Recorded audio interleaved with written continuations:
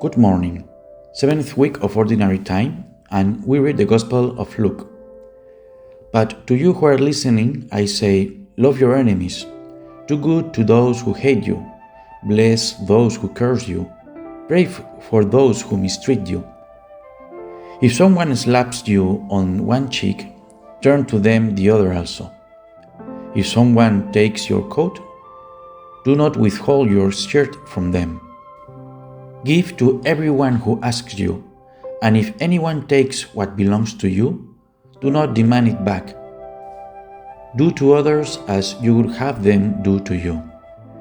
If you love those who love you, what credit is that to you? Even sinners love those who love them. And if you do good to those who are good to you, what credit is that to you? Even sinners do that.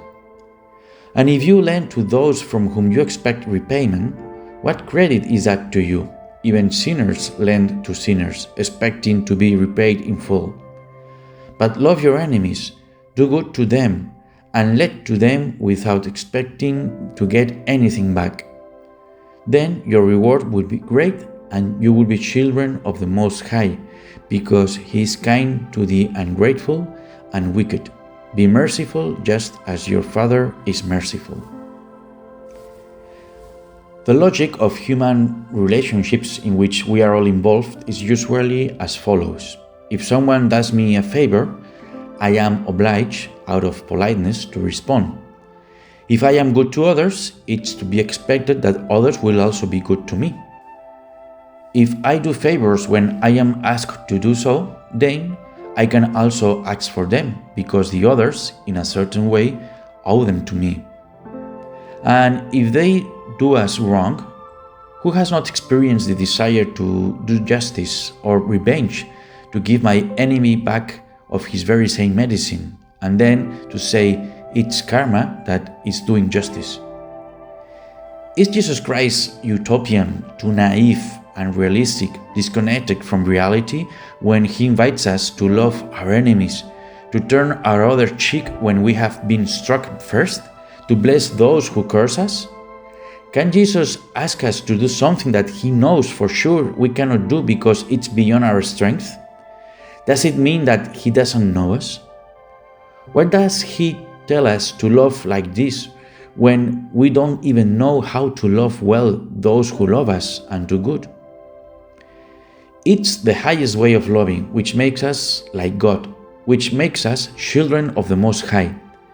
Just as when you see in a photo a father and a son, and then say they look very much alike, there is also something that makes us alike to God spiritually, that makes us participate in the same nature and have, so to speak, His same traits, and it's gratuity in love.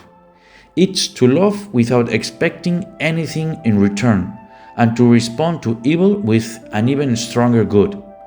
To love in this way, for a human nature wounded by original sin, seems an almost impossible feat. But be careful, Jesus doesn't tell us to experience affectionate feelings and emotions of tenderness towards those who mistreat us. No, He tells us to love them, and love doesn't have to be in accordance with the feelings we experience.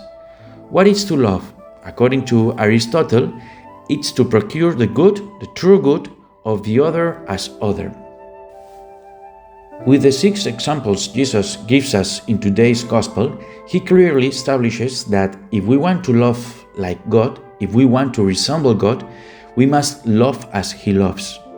And how does God love? Completely free, without expecting anything in return, because He needs nothing from us. Thus, we mustn't allow the bad actions we suffer from others to decide the actions that come from our heart. We should not wait for the other person's reaction before we decide to do good. Nor should we be trapped in a vicious circle of violence that another person starts, responding to evil, with revenge, and generating even more evil. Love must be stronger than evil. This is what Jesus taught us with His words and then with His vital witness in the Passion. Now, is it possible to love in this way? With our own strength, it's very clear that it's not. If it depended only on us, it would be completely impossible to love in this way. But let's remember that when the Lord asks for something, He wants to give it. The Lord never asks us for something that He hasn't given before. When He tells me to love my enemies, He wants to give me the capacity to do so. Without that capacity, we won't be able to do it. If we allow ourselves to be touched by God's love and let God's love, which has been already infused in our hearts by baptism, act, then it's possible.